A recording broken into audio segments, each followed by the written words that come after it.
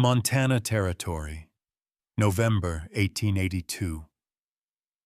The day was folding into gold and silver, the last light sliding between pines, the first bite of winter whispering through the branches.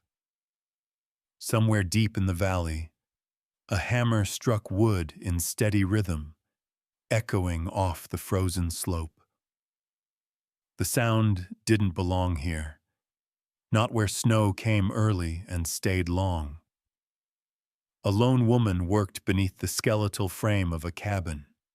Sleeves rolled, jaw set, eyes the color of a storm about to break.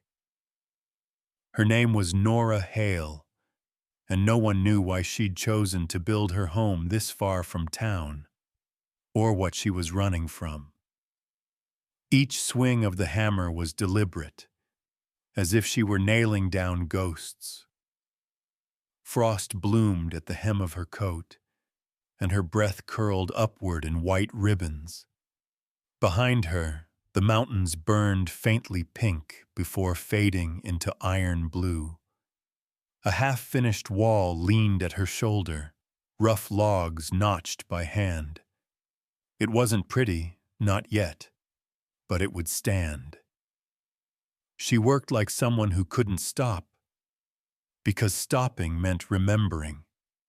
A horse exhaled softly somewhere beyond the tree line. Nora froze, hammer half raised. The forest quieted, the kind of stillness that felt too aware. Then came the creak of leather, the low scrape of a stirrup.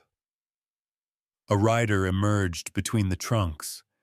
Jonah Carver, tall, broad-shouldered, a shadow in a coat dusted with frost. His bay mare moved slow, cautious, steam rising from her nostrils. He tipped his hat slightly. "Didn't expect anyone out this far." Nora didn't answer. Her fingers tightened around the hammer. She wasn't afraid, just tired of being approached like a curiosity. "This land's mine," she said, voice even but sharp as a saw blade. "If you're lost, ride west till you see smoke. That'll be Willow Creek." Jonah stayed where he was. Not lost, just checking the boundary line. Carver Ranch runs north of here. Didn't mean to intrude. "Then don't." He studied the frame behind her. "You building alone? Time 500 masms." Nora drove another nail. "I'd rather build slow than owe favors." The hammer's echo carried between them, the only sound besides the wind threading through pine needles. Jonah dismounted, moving carefully, boots crunching thin ice. He kept his distance, eyes scanning the half-wall, the bucket of nails, the bent ruler on the ground. "Good work," he said quietly. "Straight beams. Most men can't line a log like that." "Most men talk too much," she replied. For a heartbeat, his mouth twitched. The kind of half-smile worn by someone who'd forgotten how to laugh. "Fair point," he said. She glanced at him now, really looked. Worn gloves, hands marked with rope burns, a man shaped by wind and silence. There was no arrogance, no pity, just the weight of someone who knew loss by name. Still, she couldn't let the quiet turn gentle. "You've seen enough, Mr. Carver." He nodded, putting a hand on the mare's neck. "Didn't come to bother you. Just thought I'd say the valley's rough this time of year. Wolves move closer when the river freezes." "I'll manage." "I reckon you will." He mounted again, slow and practiced. "If you need timber or tools, Circle C has both." "I said I don't take charity." "Didn't offer charity. Just a neighbor's word. Then he turned his horse toward the tree line, snow crunching beneath hooves. The forest swallowed him quick, leaving only the echo of motion. Nora stood still, the hammer hanging loose at her side. The wind shifted, brushing through her hair. For the first time she noticed the smell: leather oil, faint tobacco, and pine smoke that wasn't hers. It lingered like memory. She looked toward the trees again, but the forest had gone still. Something dark lay near the stump by the clearing's edge, a small bundle of oiled canvas, half buried in frost. She frowned, crouched, brushed snow aside. The bundle was tied with frayed twine, corners stiff with cold. No name, no clue. She hesitated, thumb tracing the frozen knot. For all she knew, it could be old, supplies, or something left behind on purpose, the kind of thing men drop when they don't want it found. The mare's distant snort echoed again, faint this time. Nora straightened, pulse steadying. She turned back to her work, setting the hammer against the beam, but her eyes kept drifting toward that bundle. Probably nothing, she murmured, though she didn't believe it. The snow hissed softly on the roof beams, a whisper that felt almost like warning.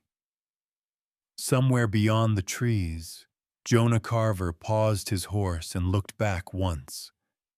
The light caught his face, sorrow there, but also something steadier. He touched the brim of his hat, almost a farewell, then rode on. Nora watched the spot where he vanished until dusk took the valley.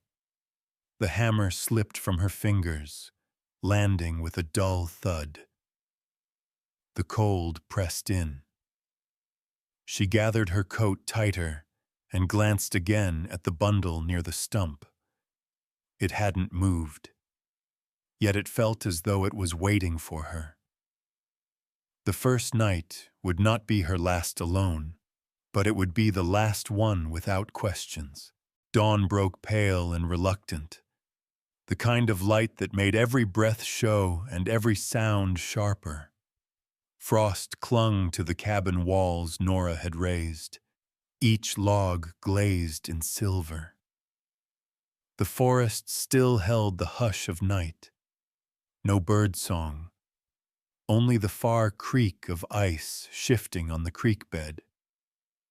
She stirred the dying embers in the hearth and stepped outside with the same stillness as the land itself. The bundle was where she'd left it, half buried beside the stump, slick with frost. In the dim light, it looked smaller, almost harmless, but something about the way it sat, unclaimed, felt wrong. She crouched beside it, brushed away the snow with her glove, and heard the faint crackle of frozen twine. Her reflection wavered in the thin film of ice over the leather. For a heartbeat, she considered leaving it there. But leaving things behind had never ended well for her. A crow called from a branch overhead, a dry, scolding sound. "Don't start," she muttered, and lifted the bundle. It was heavier than she'd expected, the weight shifting like something half alive. She untied the knot with careful fingers. Inside lay a folded wool blanket, a tin of tea leaves wrapped in cloth, and a length of baby blue yarn, frayed but neatly coiled. Her breath caught. Someone had placed it there deliberately. She stared at it for a long while, heart thudding in her throat. No footprints but her own, no sign of the rider. Still, the smell of pine smoke and saddle leather lingered faintly on the fabric. Jonah Carver. It had to be him. She stood, the bundle clutched to her chest, torn between gratitude and resentment. He'd left it quietly, the way a man might leave flowers on a grave, out of respect or guilt or both. She didn't like the thought of being someone's charity. The crow took off suddenly, wings cutting the air like a warning. Nora glanced toward the trees, every sense alert. The forest was too quiet again, as if listening. She stuffed the bundle under her arm and walked back to the cabin, hammering boards harder than needed, each strike echoing through the cold. By mid-morning, a sound broke the rhythm, the distant thud of hooves. She turned fast, heart jerking, but didn't move from her post. Through the drifting snow, Jonah appeared again, slower this time, reins loose, his horse's breath a cloud before him.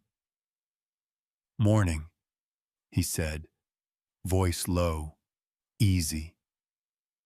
Nora didn't answer. Her eyes went to the edge of the clearing, to where the stump still stood bare. She'd hidden the bundle behind a barrel. "You're back early," she said finally. He nodded once. "Boundary line runs short on this side. Thought I'd finish the ride before the weather turns." "You ride circles around everyone's land. Or just mine?" Jonah smiled faintly, a dry curve of the mouth. "Only when there's smoke where there shouldn't be." She set the hammer down. "If you're here to tell me what I can't do, save your breath. I'm not one of your ranch hands." "Didn't think you were." He looked at the cabin frame, the measured notches in the logs. "You work clean, straight cuts. You done this before?"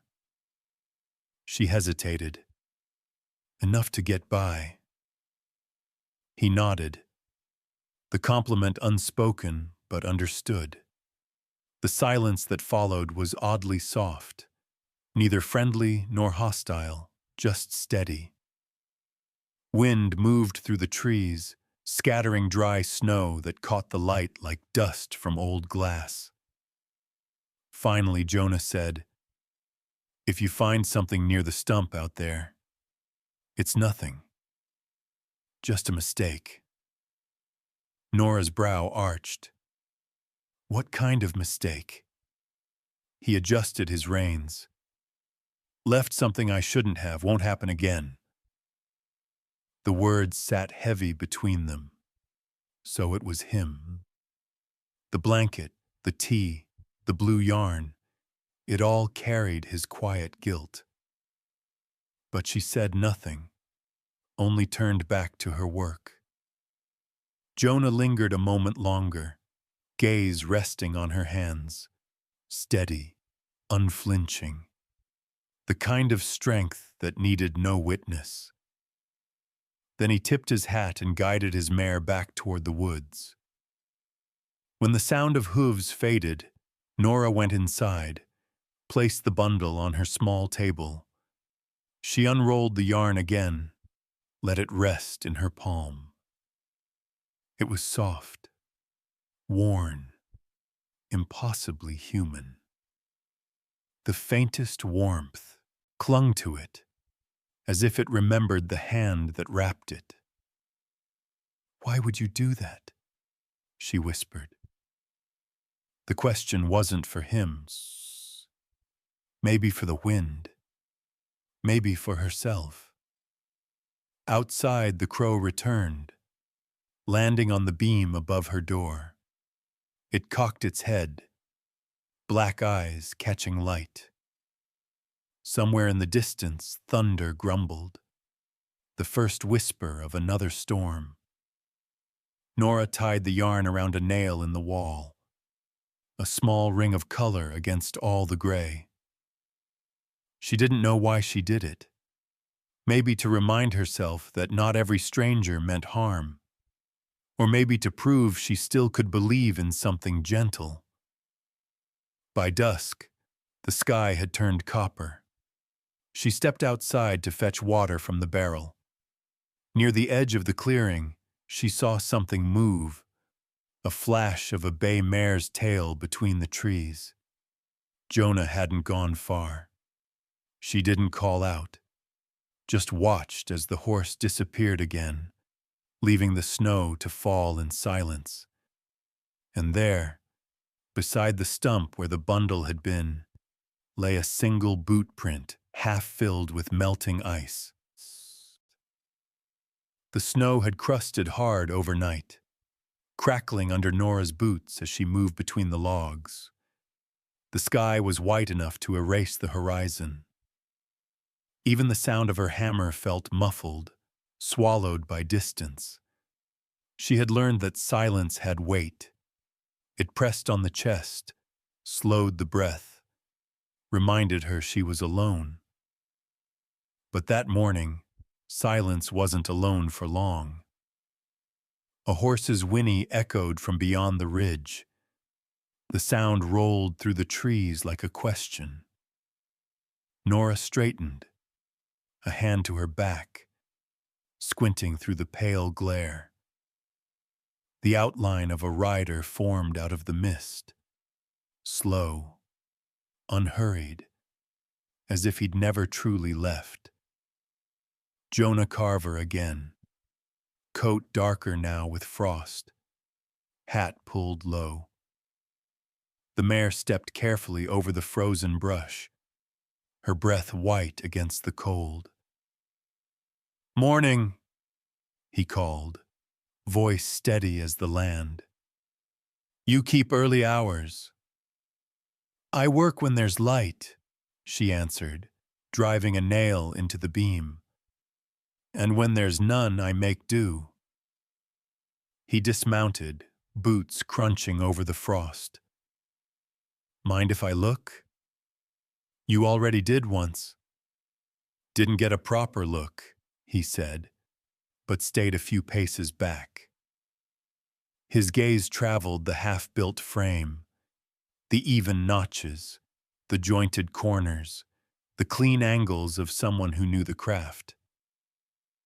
"You've done this before," he said, tone not quite surprise, not quite admiration.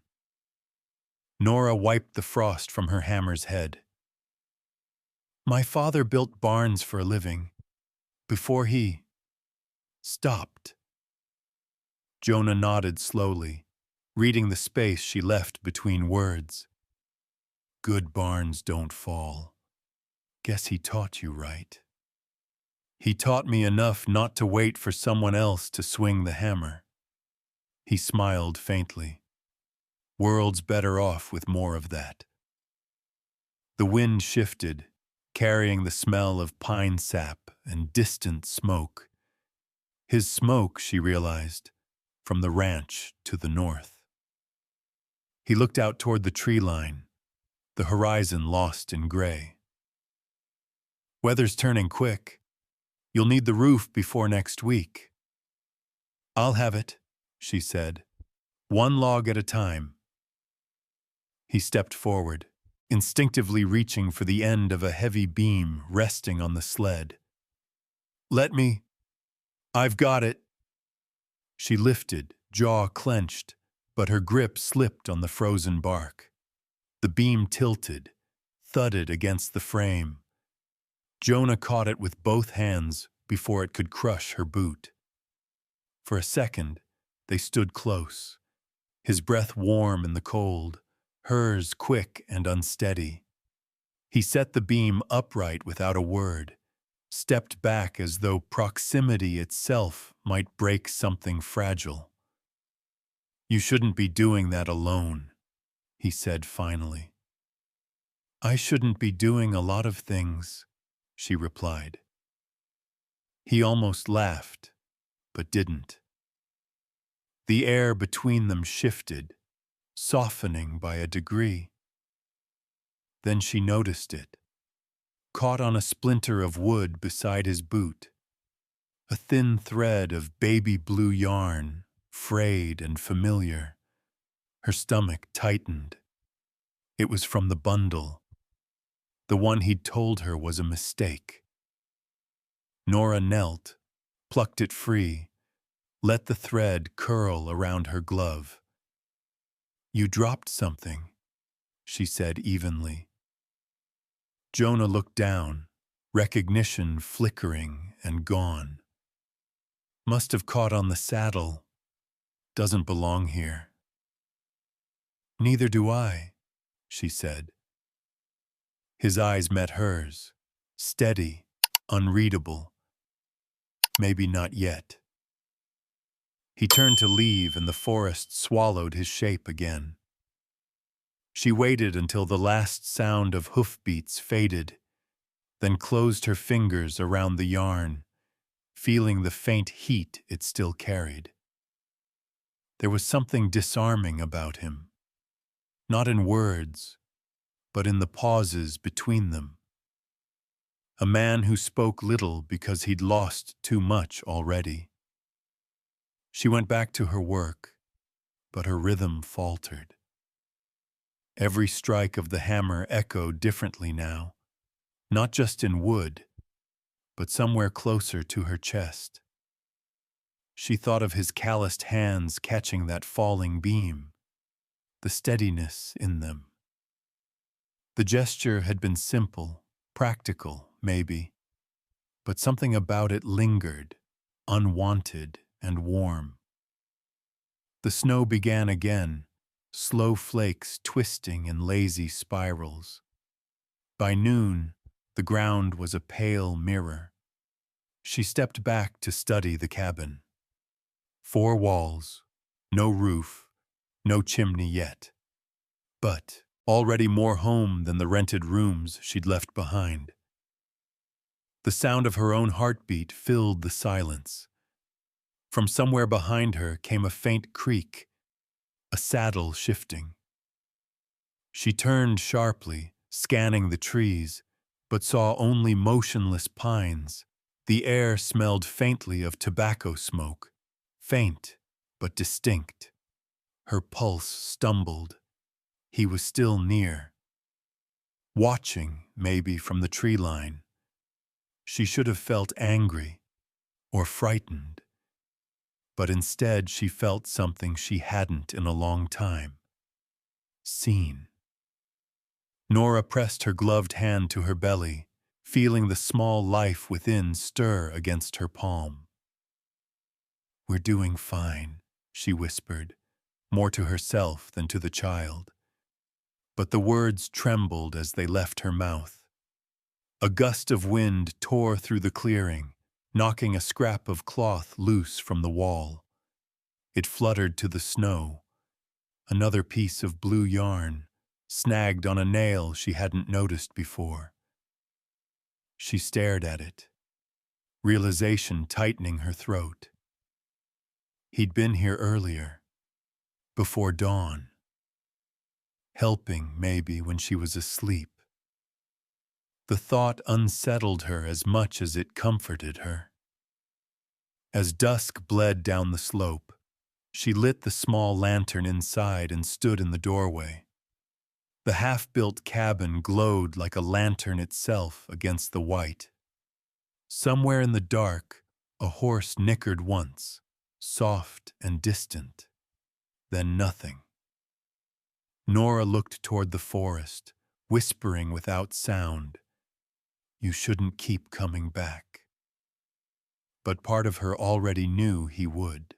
The storm came early that evening, drifting in without thunder, only the soft hiss of snow against timber.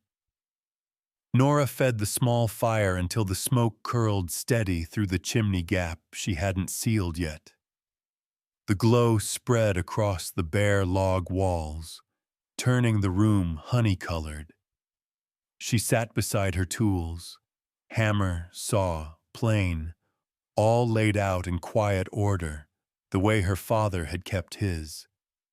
The rhythm of the wind outside carried her backward in time. Years ago, before she'd learned to fear silence, she'd worked beside him in a narrow shed behind their farmhouse. He had been a carpenter who never spoke, not because he wouldn't, but because he couldn't. The world had taken his voice when a falling beam crushed his chest one spring. After that, he taught her by touch, how to measure grain with fingertips, how to hear truth in the knock of wood. He'd rap once for yes, twice for no. His hands told stories better than words ever did. Now, in the flicker of firelight, she could still see him tracing her small hand against the wood, carving the first line of her name, Nora, with the edge of his knife. Go chi ben ki biet lange, he'd once mouthed, breathless, patient. Wood only lasts if you listen to it. She whispered the words aloud now, voice breaking slightly. I am listening, Pa. Still am. The cabin answered with a low creak, the kind that came from cold, not ghosts. She smiled despite herself. Outside, the snow thickened. Somewhere in the distance, a horse neighed, a sound too faint to be real, yet too close to ignore. Jonah again, maybe circling the valley, keeping watch. She told herself it didn't matter, but the memory of his hand steadying the falling beam returned, uninvited. It had been so natural, the way he'd stepped in, neither savior nor intruder, just presence. She rose, pulling her shawl tighter, and opened the cabin door. The night met her with breath like glass.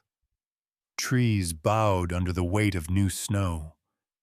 The valley was empty, but she could sense him out there, somewhere beyond sight. The air carried faint traces of wood smoke that weren't hers, and under it, something warmer, tobacco and horse leather. Still riding in circles, are you? She murmured into the wind. The wind didn't answer, but it didn't bite either. It brushed her cheek with something almost kind. She shut the door, heart calmer than when she'd opened it. The fire cracked. She added another log, listened to it pop and settle. For the first time since arriving in this wilderness, the sound didn't make her flinch. It sounded like conversation. She took up a piece of pine she'd cut earlier, ran her hand along its grain. The wood was straight, patient, but it needed shaping.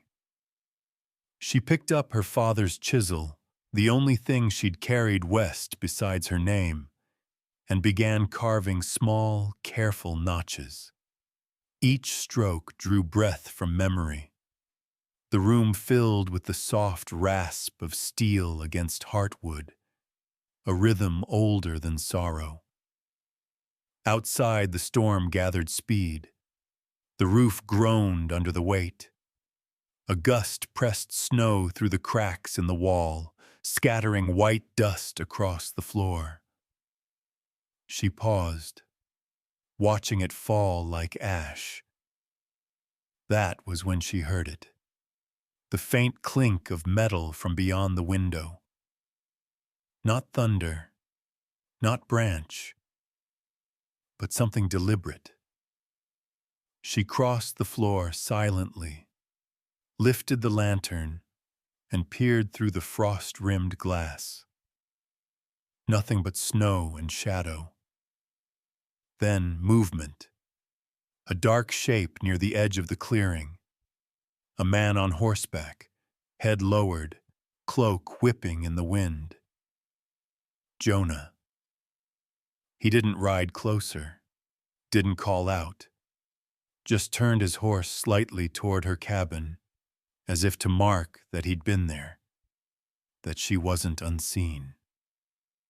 Her breath fogged the window. She wanted to open the door, to tell him to leave, or stay. But the words caught somewhere between her ribs. Time 700 mams.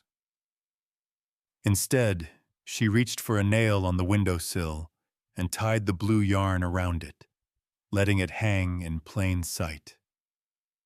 A quiet signal, a thank you he might never claim. The rider shifted in his saddle, as though he'd understood. Then he turned, riding back into the curtain of snow until both he and the sound of hooves were gone. Nora let the curtain fall over the glass. She sat again by the fire, the chisel still warm in her palm. Her chest ached, not from fear, but from the strange tenderness of being watched without judgment. She hadn't felt that since her father's eyes followed her work in silence. The storm thickened through the night, drumming against the roof like fingers keeping time. She stayed awake long after the flames burned low, carving until the first hint of dawn softened the darkness. When she finally stepped outside, the world had turned white, unbroken except for two things: the steady outline of her unfinished cabin and the trail of hoof prints leading to the tree line, half filled with snow. She traced one print with her boot and smiled faintly. "You're not much better at staying away than I am." A distant rumble rolled over the valley, thunder, low and warning. The air smelled sharp, electric. Winter's true storm was coming. Morning came dull and gray, heavy with the weight of unfallen snow. The world felt paused, branches frozen mid-sway, air too still to breathe freely.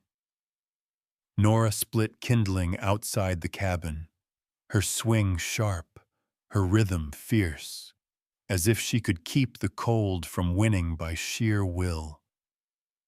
The silence had settled deep into her bones, the kind that felt earned, but also lonely. When she turned toward the woods, movement caught her eye. A dark shape cutting through the white.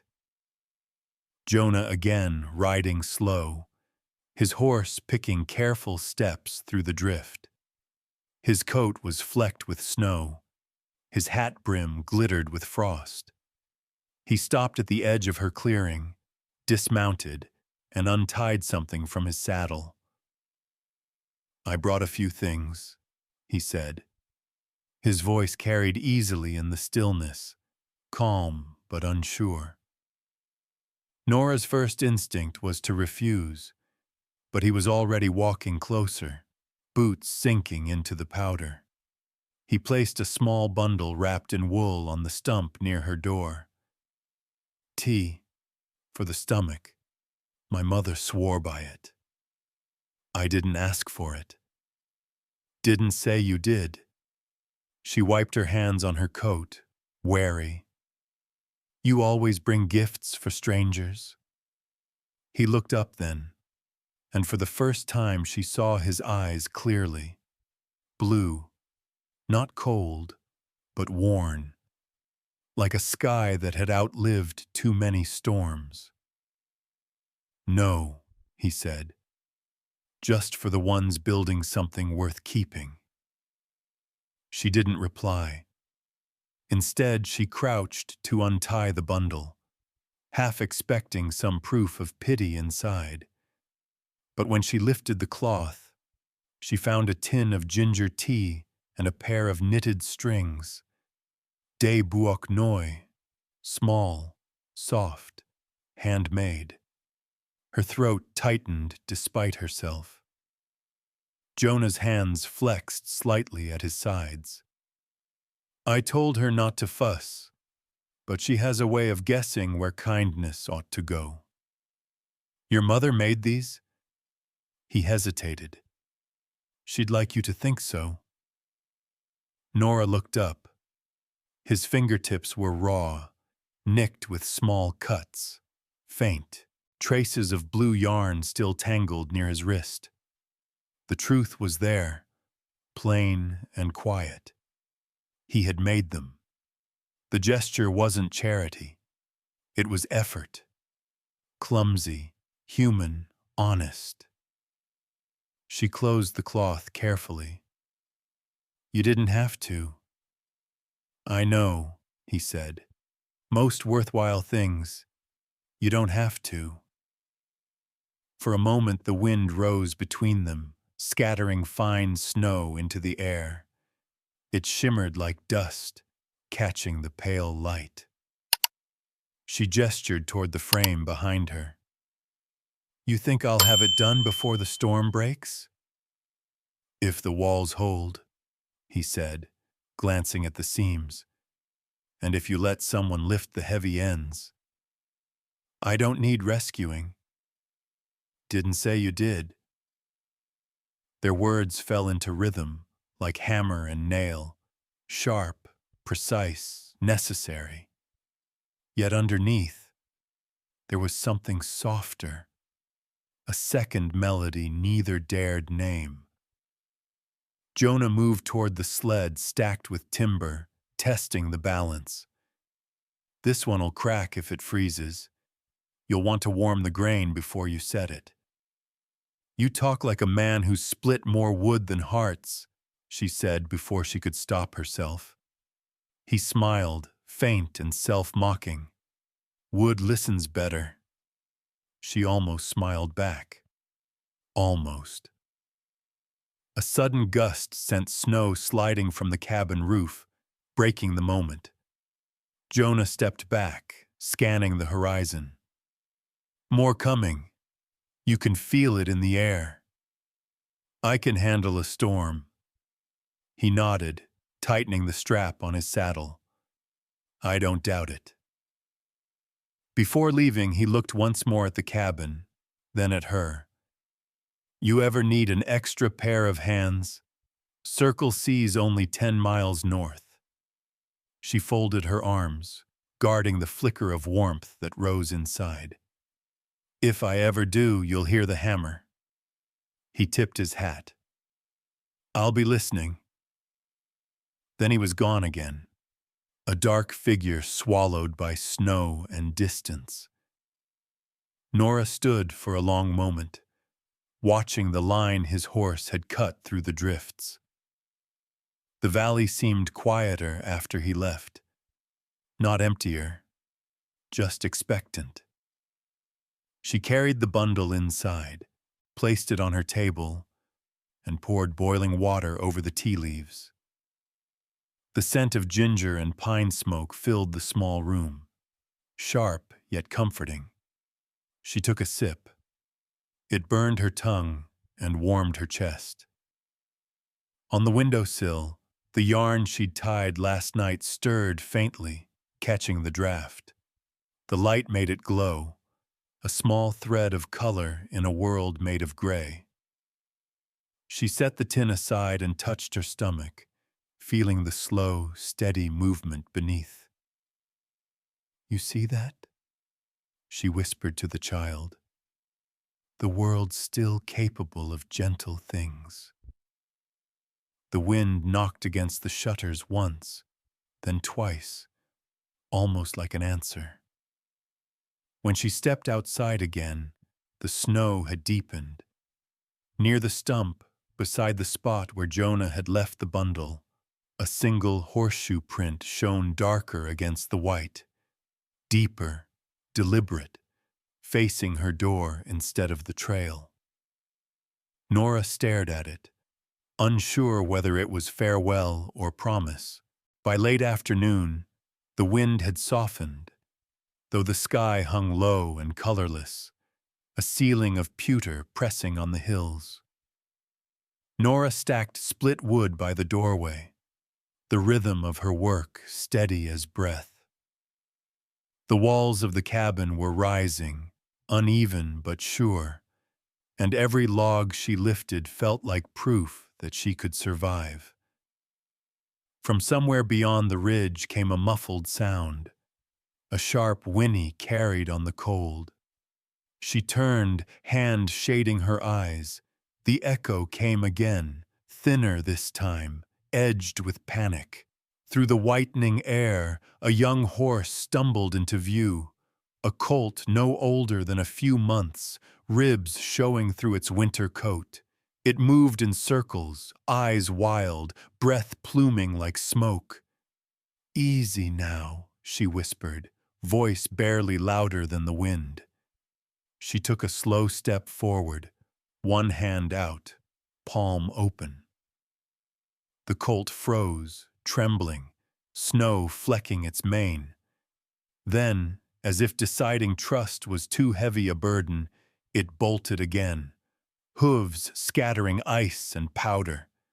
Before Nora could move, another sound joined it. Hoofbeats, heavier, controlled. Jonah's mare appeared through the trees, breath streaming, and he reined her in just beyond the clearing. His coat was unbuttoned, snow melting along his shoulders. "Yours?" she called. He shook his head. "Stray. Been following the herd since last week. Lost its dam in the canyon storm." Nora glanced toward the colt, which had stopped near the half-built wall, sides heaving. "It looks half-starved." "Half's better than none." He dismounted, moving with the patience of someone used to skittish creatures. "You keep hay in that shed?" "Only what I could cut myself." "That'll do." He took a step closer to the colt, but it sidestepped, nostrils flaring. Jonah stayed still, voice calm. "You don't rush the hurt ones. Let 'em come to quiet first." Nora folded her arms, watching the two of them, man and animal framed in a white silence. The colt took one hesitant step toward him, then another, nose twitching at the scent of his glove. Jonah's hand didn't move.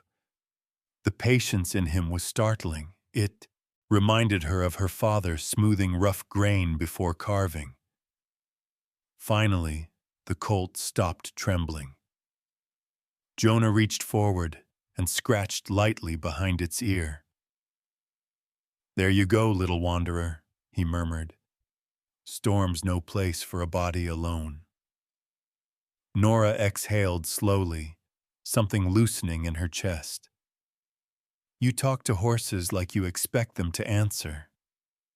"Sometimes they do," he said. "Most folks don't listen close enough to hear." She smiled despite herself, a small, fleeting curve that caught him off guard. "You sound like a man raised by woodcutters and preachers." He chuckled under his breath. "Close enough. My pa taught me fences. My ma taught me mercy. Both break if you pull too hard."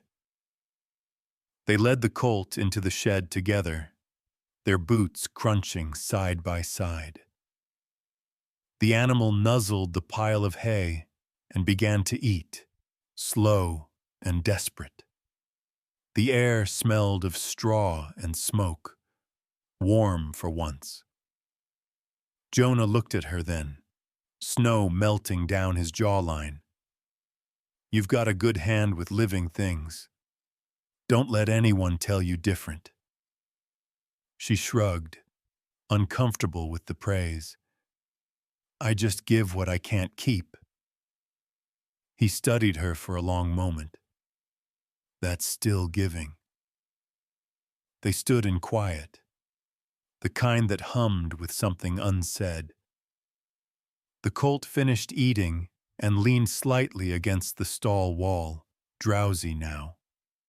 Nora reached out and brushed a strand of its mane aside. Her fingers shook, whether from cold or feeling, she couldn't tell. "Funny thing," Jonah said, watching her hand. "Some creatures survive better when they think they're alone. Others just pretend until someone proves 'em wrong." Her eyes flicked to him, wary, soft. "Which are you?" He met her gaze evenly. "Depends who's asking." Outside, the first flakes began to fall again.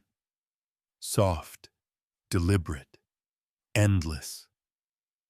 Nora tightened her coat, stepping into the open. The clearing had turned ghostly, white swallowing every color but the blue thread tied to her window. It fluttered faintly, catching the edge of her vision. "You should head back before dark," she said, though the words didn't sound like dismissal. Jonah looked toward the cabin, then back to her. "You'll be all right? I've made it this far." He nodded once. "Then I'll ride at first light, check the ridge. Storm's tracking east. You'll have a clear day or two." She gave a small nod, fingers brushing the yarn on the windowsill. "And the colt?" "Leave the door cracked. If it wants shelter, it'll find its way." He mounted, pulling his reins loose. For a heartbeat, their eyes met through the falling snow, hers cautious, his unguarded. Then he tipped his hat and rode into the fading light. Nora watched until the sound of hoofbeats vanished. The colt shifted inside the shed, giving a low, content snort. She smiled faintly, whispering to the child beneath her ribs, "You see? Even the lost ones come back when they're ready." A wind rose from the valley, brushing the cabin walls like a slow breath. The sky darkened, and far off, lightning flashed behind the mountains, distant but inevitable. She gathered her tools, but before stepping inside, she noticed something in the snow.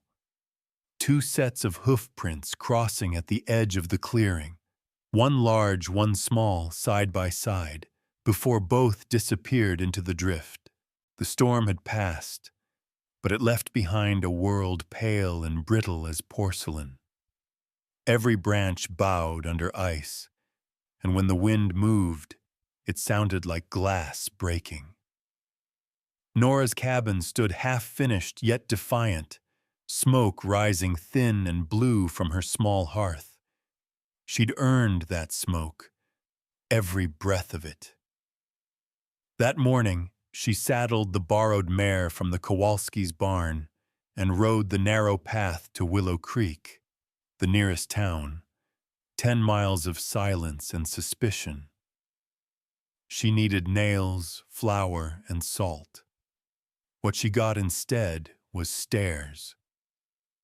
Inside the general store, voices lowered when she entered. Men leaned on barrels. Women behind counters straightened their shawls. She ignored them, counted coins, and set them on the counter with steady hands. Mrs. Onslow, round and rosy, forced a smile. "Quite the winter to be building a home," she said. Nora measured her tone carefully. "It won't build itself." The woman's smile faltered. "Of course. Heard you've had company up there, too." Nora looked up slowly. "Company?" "Ranch hands ride that trail sometimes," Mrs. Onslow added, too quickly. "Nothing wrong with friendly neighbors." Friendly. The word tasted bitter. "Then maybe they should try knocking," Nora said, sweeping her supplies into a sack. The bell above the door rang sharp as a gunshot when she left. Outside, the air bit deep. She mounted again, urging the mare north. Snow glittered across the valley, a field of tiny knives. Halfway home, she saw a carriage climbing the ridge, a dark shape against the sun glare. It wasn't Jonah's. When it stopped at her clearing, the horses steamed, breath like smoke rising from a forge. A woman stepped out, tall, wrapped in a wool coat trimmed with fur, boots clean despite the mud. Her hair was pinned tight beneath a traveling hat. She didn't belong to this landscape. "Mrs. Hale," the woman called. Nora wiped her gloves on her skirt. "It's Miss Hale." "Of course." The infinite stranger smiled thinly. "Evelyn Pike. I imagine my name's reached you." Nora studied her a moment. "I've heard it. Carver Ranch, isn't it?" "Was," Evelyn said, each syllable clipped. "Before your presence made Jonah reconsider where his loyalties lie." Nora blinked once, slow. "He rides his own horse, Miss Pike. I don't hold the reins."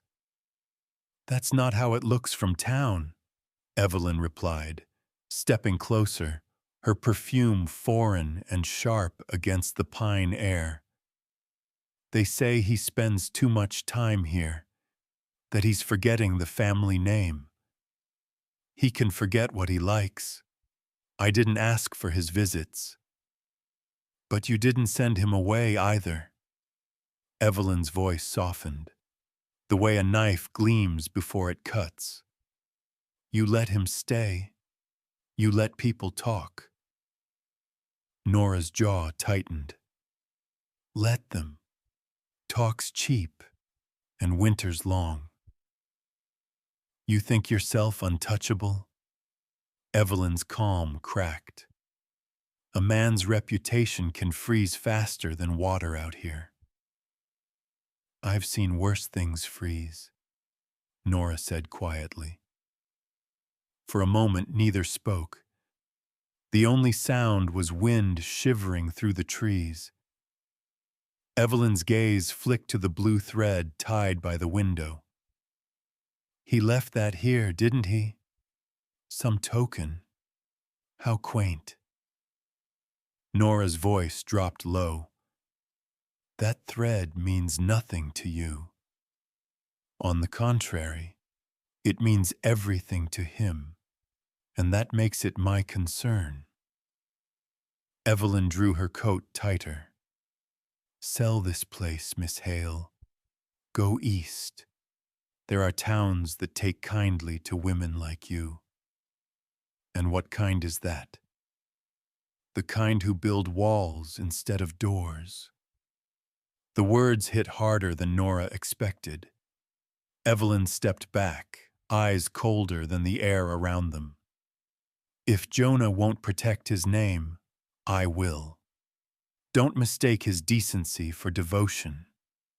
She climbed into the carriage, signaling the driver. The wheels hissed through the snow, fading down the trail until only silence remained. Nora stood still for a long time, every muscle trembling though not from cold. She turned toward the cabin, the place she'd built with splinters and will. The blue yarn swayed faintly in the breeze, mocking her steadiness. She reached up, nearly tore it down, then stopped. Instead, she tied another knot into it, tighter this time, as if defiance could be woven. Inside, she poured the last of Jonah's tea into her cup. The ginger smell rose, sharp and clean, but her throat refused it. Her hands were shaking. "What do they know?" she whispered to the empty room. "What do any of them know?" The colt snorted softly from the shed, pawing at the snow. Nora set her cup down and crossed to the door, staring out into the dim light where Evelyn's carriage tracks curved toward the horizon. Somewhere far off, a single gunshot cracked, echoing across the valley. A ranch hand chasing coyotes, maybe, or something else entirely. The sound left her heart racing all the same. Then, as dusk folded around the cabin, she saw him. Jonah, riding down from the ridge. His horse's hooves threw up silver dust. He didn't rush, didn't wave, just rode toward her with that steady calm that never seemed to belong to the world she knew. She stepped off the porch to meet him halfway, snow creaking beneath her boots.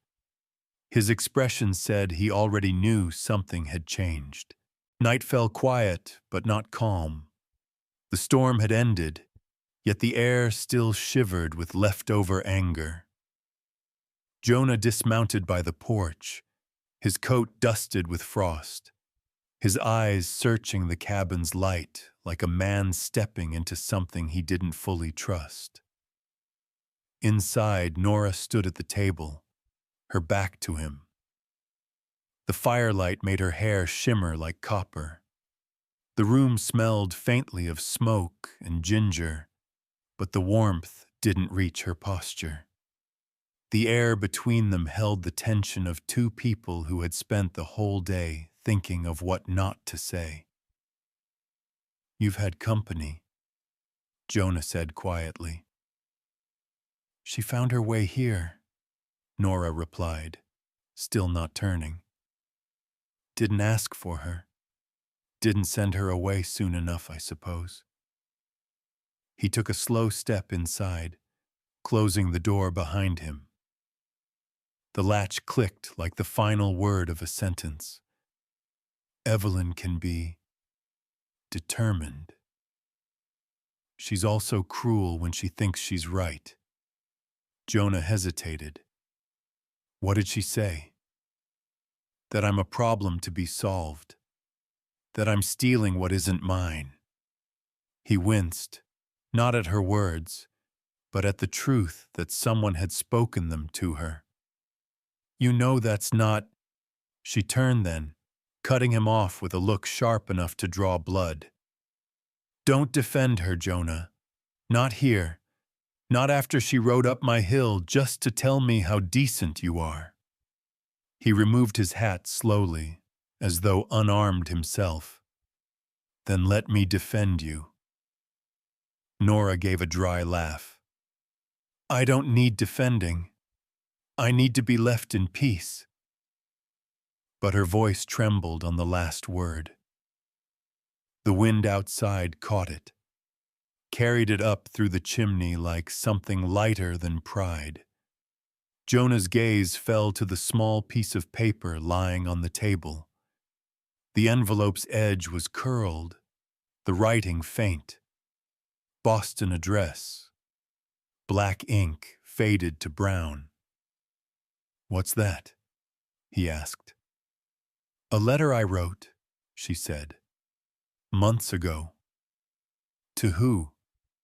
Someone who used to be my husband. The word hit him like a cold gust. He said, nothing.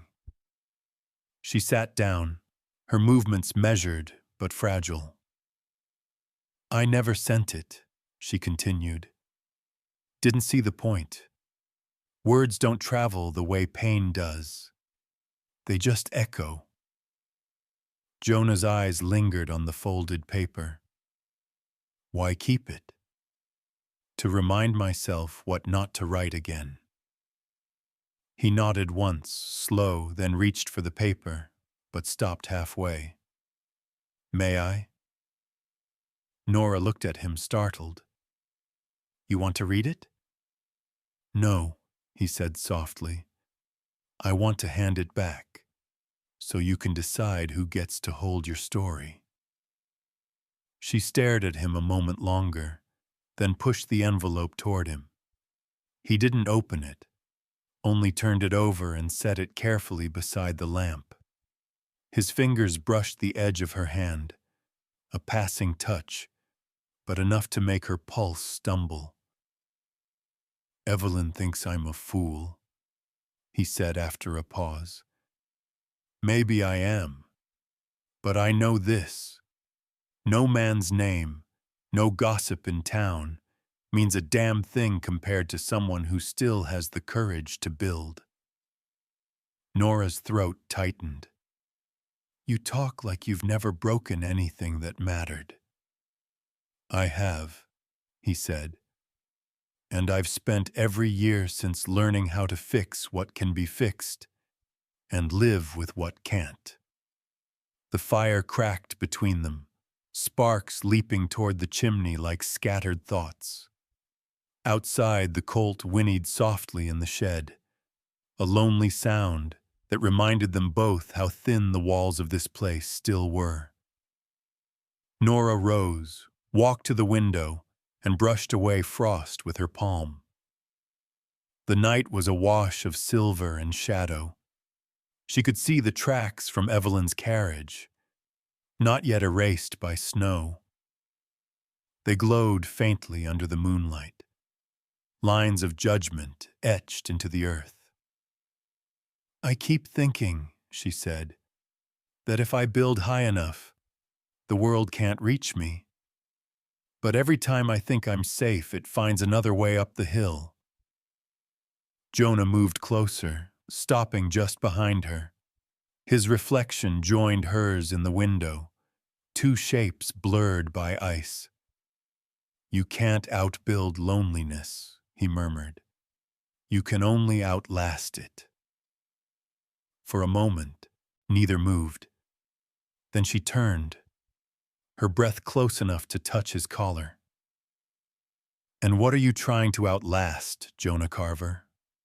He swallowed. "Regret." Her eyes softened despite herself. "Then maybe we're not so different." The colt neighed again, louder this time, snapping the thread of their nearness. Nora stepped back, clearing her throat. "You should go. People are watching. They'll twist whatever they see." He nodded, jaw tight. "They already have." She walked him to the door, but didn't open it. For a heartbeat, they stood there in the half-light, the storm's reflection flickering between them. "I meant what I said before," he told her. "If you need anything, tools, wood, help with the roof, don't wait to ask." "I won't ask," she said. "Then I'll keep coming anyway." He turned, pulling the door open, snow sweeping in around his boots. When he left, the cold followed him out, but his presence stayed. Something warm, weightless, impossible to shake. She returned to the table, staring at the letter he'd left behind, now resting beside the flickering lamp. After a long moment, she tore it once down the middle, then again. The paper fell in 4 even pieces. She fed them into the fire, watching as each line of ink curled and vanished, until only one corner remained, the part that read, "I forgive you." She let that piece burn last. The day rose brittle and bright, sunlight spilling over the snow like glass. Frost glittered on every surface, the fence post, the axe handle, the new horseshoe nailed to the cabin wall.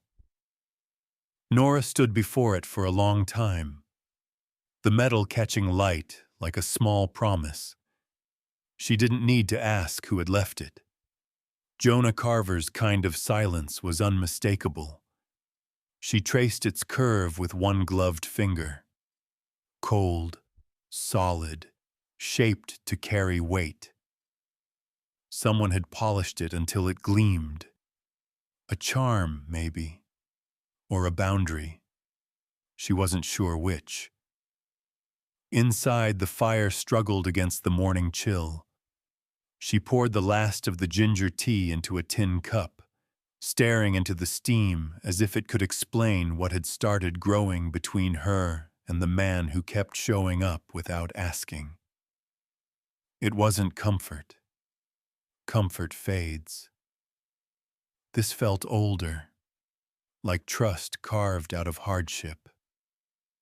The letter ashes still sat in the hearth. She stirred them once with the poker until the words disappeared completely. Only the scent of burned paper remained. Then she reached into her pocket and drew out a small gold band, its surface dulled with scratches.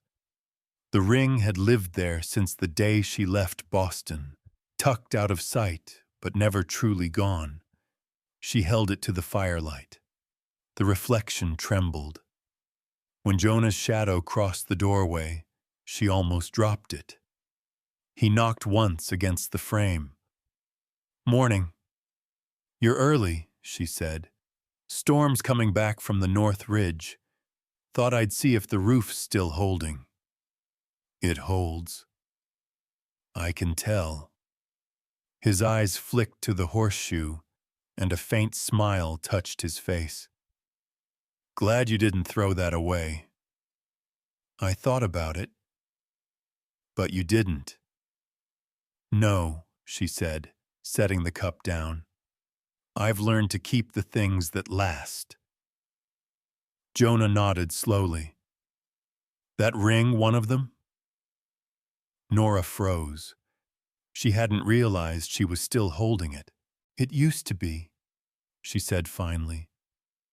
"Not anymore." "Whose was it?" "My mother's." She hesitated, the lie half-formed and useless. "No, that's not true. It was mine first. My mother gave it to me on my wedding day. Said it would remind me of who I was, even if the world forgot." Jonah studied her carefully. "And did it?" She looked down at the gold, its surface dulled by years of wear. "It reminded me who I used to be, that's all." He leaned against the doorway, his breath fogging in the cold. "Sometimes the hardest thing about leaving the past is realizing it's still holding your hand." She smiled faintly. "You sound like a preacher again." "Just a man who's buried enough regrets to recognize another." Nora turned the ring between her fingers, then closed her hand around it. "What do you do with something that still means too much?" "Change what it means." The words landed like a spark catching tinder. By noon, they were outside together, working on the doorframe for the main entrance. Jonah steadied the plank while she notched it, their movements falling into quiet rhythm. The air carried the smell of pine resin and sawdust, sharp, clean, alive.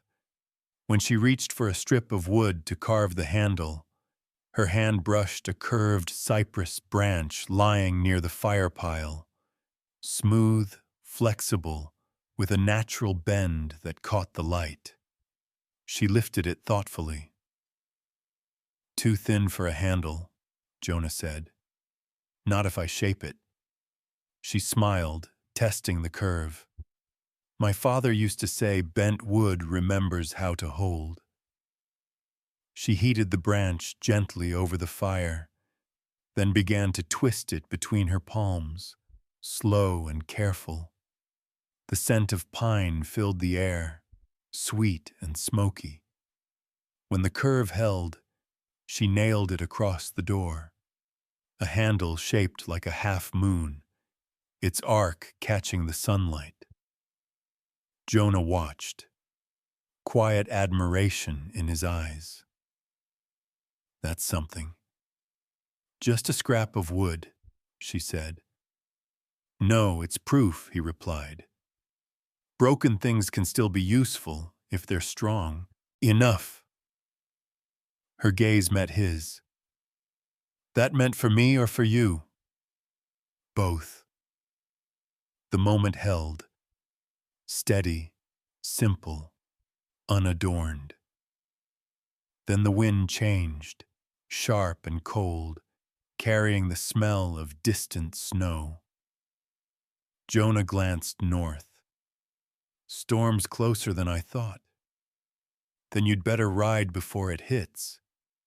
He hesitated. You'll be safe? I've weathered worse. He gave her one last look, half smile, half ache, then mounted his horse. Before turning, he reached into his coat and tossed something toward her. She caught it on instinct. A small square of blue yarn wrapped around a nail. For luck, he said. Or maybe just a reminder that you're not alone in this valley. She turned it over in her palm, the thread soft against her skin. You really should stop leaving pieces of yourself everywhere. He grinned, faint and tired. Too late for that. Then he was gone, riding into the gray horizon until both he and the mare dissolved into snow.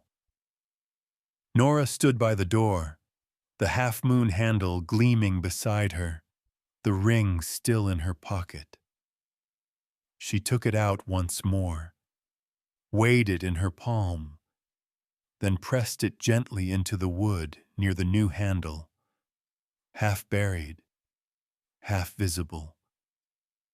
A past reshaped into something she could touch without pain. Inside, the fire caught stronger. The wind howled against the walls but failed to enter. She leaned her forehead against the door and whispered, "If things break easy out here, maybe that's how they learn to bend." Outside, the first flakes began to fall, slow, wide, certain. By nightfall, the valley vanished. The storm didn't come with thunder this time. It arrived with silence first.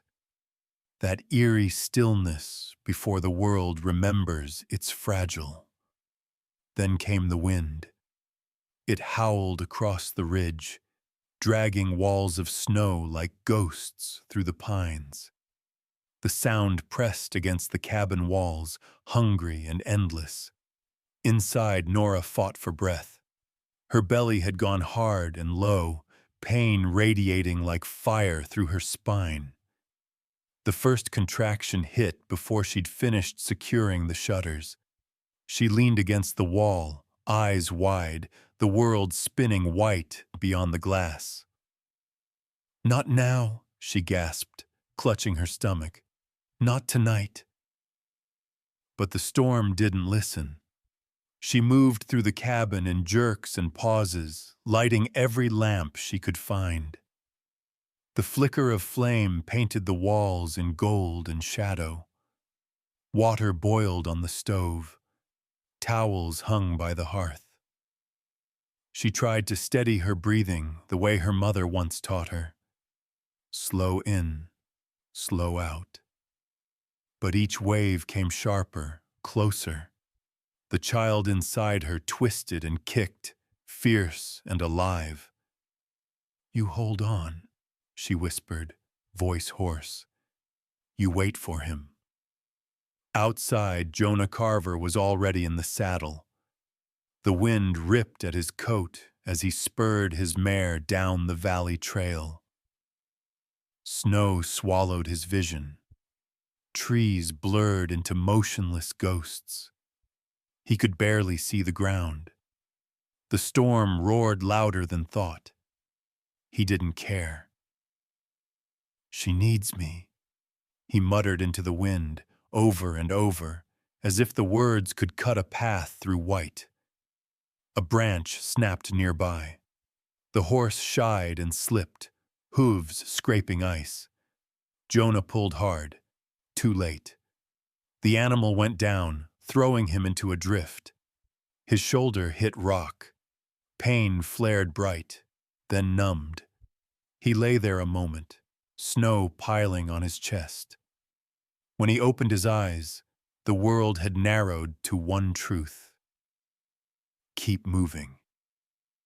He dragged himself upright, breath burning his lungs, the mare gone somewhere into the white. Time 700 shown. He limped on foot now, each step through snow up to his knees, coat soaked, hands stiff. "Don't quit," he growled. "Not yet." Back in the cabin, Nora sank to her knees beside the hearth. Sweat slicked her temples despite the cold. The fire hissed as melted snow dripped through the cracks above. She gripped the edge of the table, another contraction tearing through her like lightning. Her breath came in gasps, half curses, half prayers. "Please," she whispered to the emptiness. "Please let him find his way." The kettle whistled, shrill and endless. She pulled it from the flame, poured steaming water into a basin, and nearly fell with the effort. Her knees hit the floor hard. The world blurred, narrowed. Then the pain broke, replaced by a deep, primal push. Body and storm merging, the wilderness demanding new life. Outside, wind howled like 1,000 wolves. Jonah stumbled through it, his shoulder throbbing, breath turning to knives in the air. The faintest orange flicker glowed ahead. A lantern. The cabin. He half ran, half fell toward it, shouting her name. But the storm stole his voice. Inside, Nora screamed once, raw, human, defiant. Then, beneath that roar, another sound rose. A cry, thin at first, then stronger. The storm paused, as if listening. Nora collapsed back against the wall, trembling, tears streaking her cheeks. In her arms, slick and warm, was a tiny child, a boy. He opened his mouth and screamed again, fierce against the cold. "You're here," she whispered, laughing and sobbing at once. "You're really here." Wind hammered the shutters, shaking the cabin to its bones. Nora wrapped the baby in her shawl, pressing him close. "We're safe," she said. "We're safe now." But even as she spoke, her gaze flicked to the door. Jonah hadn't come. Fear crept in where strength had lived. She rocked the child, humming an old tune from Boston, one her father used to tap out on the workbench while carving wood. Time 7 hums. "You'll be safe," she promised, "even if it's just me." Then came the sound. 3 knocks, faint at first, then heavier. Her heart leapt. She rose unsteady, clutching the baby tight. The latch gave way before she reached it. The door swung open, snow spilling in like a ghost. Jonah stood there, face pale, eyes glassy, coat torn, blood blooming dark across his shoulder. He looked half dead, half lit by the fire behind her. He dropped to his knees, panting, hand pressed to his wound. You did it." "Jonah," she breathed, setting the baby in a basket near the fire. She knelt beside him, pressing her hand to his cheek. His skin was cold, rough, familiar. "You shouldn't have come through that storm." He looked past her, toward the child. His lips cracked into a faint smile. "Looks like you built yourself a family already, Miss Hale." Her throat closed. "Only if you're staying." He reached out, his hand trembling as he brushed the baby's fist. "If you'll have me." Snow blew through the open door, hissing on the fire. Nora leaned forward, pressing her forehead to his. "Then stay." For a long time, neither moved. The baby's small cries softened, blending with the whisper of wind easing beyond the walls. Outside, the storm began to break apart, the first stars trembling behind torn clouds. Inside, heat and heartbeat and breath tangled into something that felt like beginning. Jonah's voice was barely a whisper. "Told you I'd find you." Nora smiled through tears. "And I told you I'd keep the fire." Dawn crept slow, the kind that doesn't bring color, only light enough to show what the night left behind. The storm had thinned to whispers, snow drifting lazily through the cracks of a pale sky. Inside the cabin, the fire had burned low, a thin orange pulse beneath a coat of ash. Nora sat on the floor beside the hearth, her back against the rough log wall. The baby slept in the basket, wrapped tight in her shawl, one tiny hand escaping to curl around the air. Every so often, she reached to make sure he was breathing. Every so often, she reminded herself she still was too. Jonah lay near the fire, coat stripped, shoulder bandaged with the last of her clean cloth. His skin burned with fever, but he was alive. When he stirred, she pressed a damp cloth to his forehead, whispering, "Rest. You're home now." He opened his eyes slowly. "Didn't think I'd hear you say that word." "Home?" He smiled weakly. "Yeah. Suits you better than you think." She almost laughed. "You walked through a blizzard to argue semantics?" "Seemed worth it," he murmured, voice slurred from exhaustion. For a long while they didn't speak.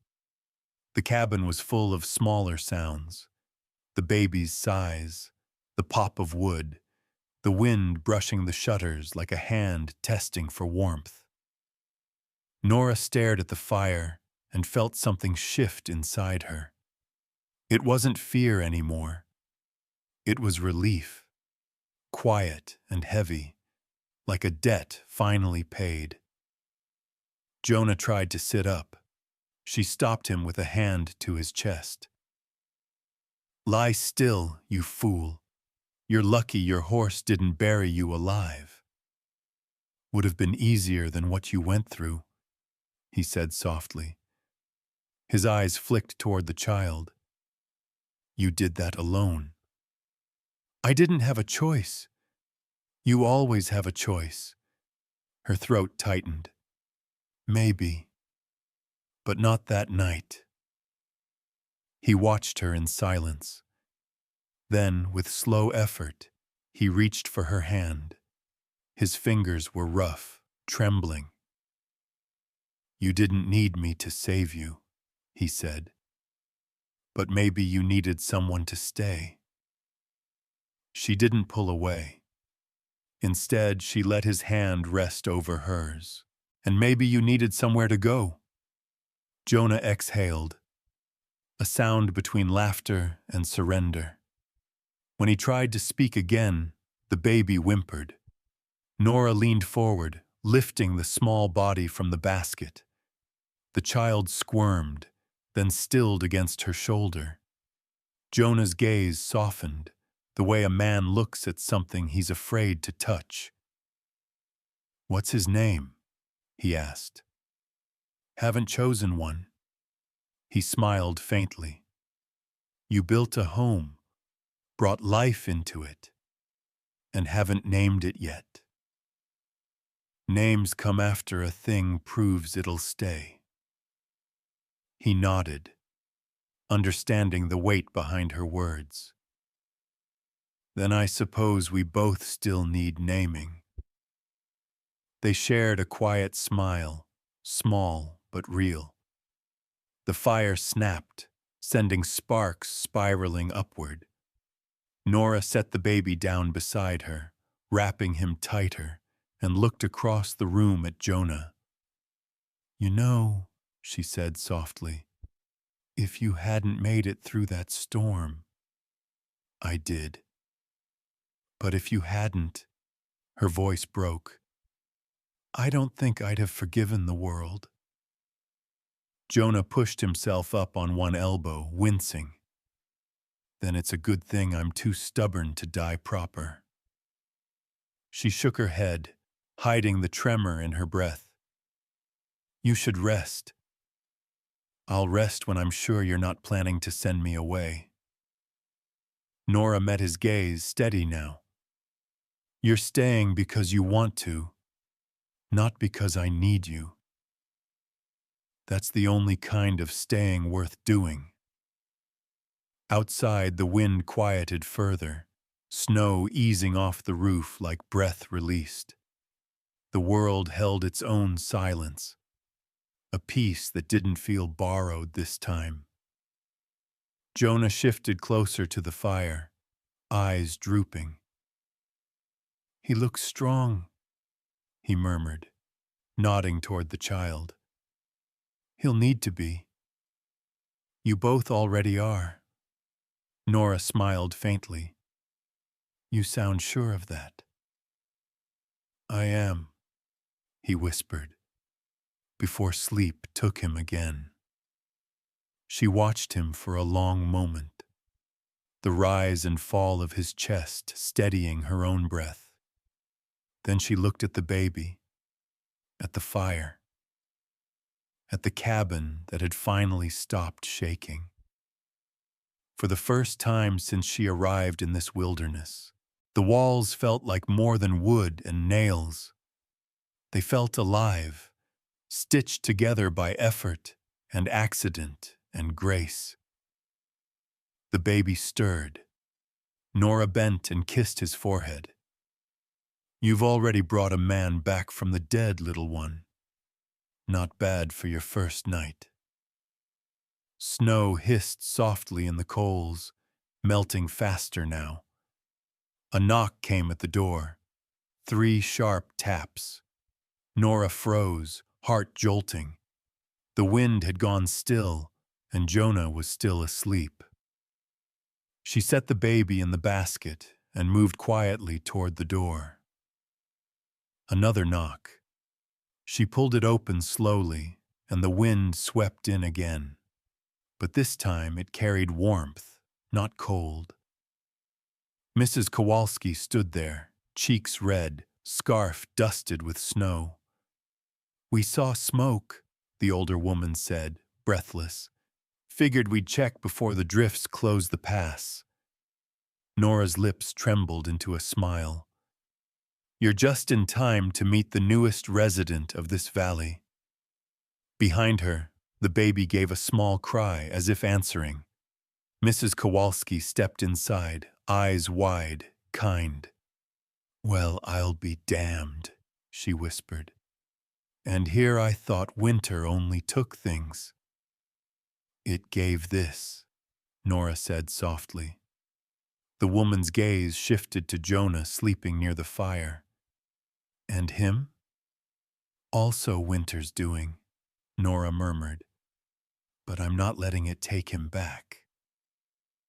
Mrs. Kowalski smiled knowingly. "Good. This place could use a few who know how to stay." The older woman busied herself by the fire, clucking under her breath, while Nora sat again beside Jonah. Outside, the sky lightened. The first hint of dawn after too long a night. Spring came quietly to the Montana Valley, melting the world one drop at a time. The snow receded, revealing earth soft and dark beneath. The cabin, once raw and trembling through winter, now stood steady, smoke curling gently from its chimney. Nora stepped onto the porch, her son Thomas pressed against her chest in a linen sling. The morning smelled of pine and damp soil. Beyond the fence, Jonah worked shirt-sleeved and steady, his hammer rising and falling with the rhythm of something learned by heart. "You're up early," she called. He looked back with a smile. "Fence won't build itself. Seems this valley keeps getting fuller." "Blame the chickens," she teased. "Or the boy," he said, nodding toward Thomas. "Man could learn to breathe just listening to him." She laughed softly, the sound startling even her. Inside, sunlight poured across the small table where a sealed letter lay, her final words to Boston, ending the life she no longer claimed. "This is to dissolve the marriage between Nora Whitmore and Charles Whitmore." Later, she handed it to Jonah. "It's done." He studied her face. "You sure?" "I've never been surer." He tucked the letter into his vest. "Then I'll see it posted tomorrow." That evening, they hosted a quiet supper. Just the Kowalskis and 2 ranch hands. No vows, no preacher. Jonah raised a tin cup and said, "I thought I was coming here to help her, but she saved me. She taught me peace is built, one log at a time." Nora smiled. "No rings, but plenty of roots." Laughter filled the room.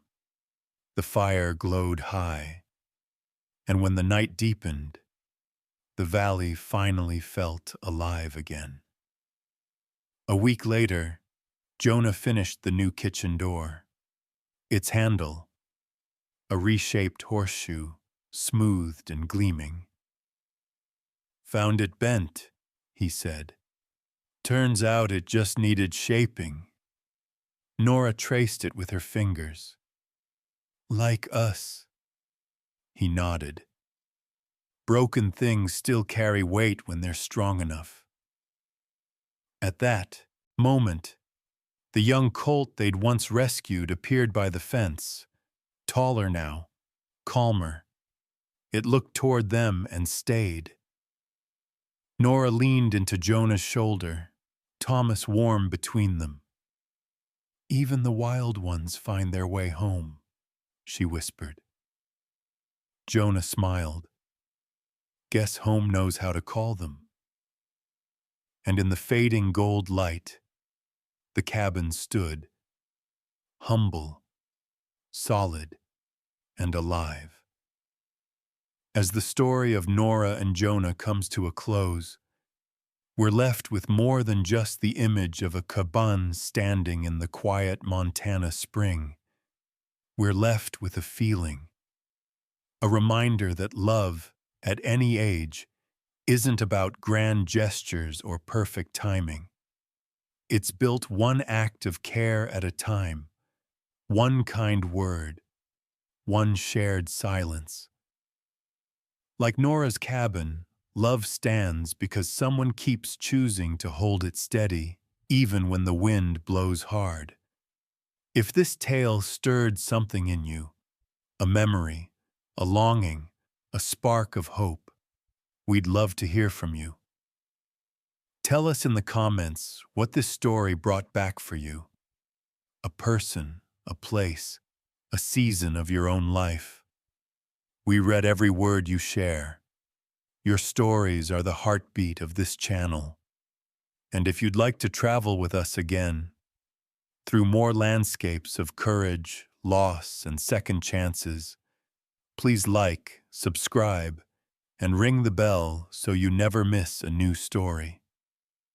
Here at Western Tales, we believe that the heart doesn't age. It simply remembers. Until next time, may your fires burn warm, your fences hold strong, and your home always know the way back to you.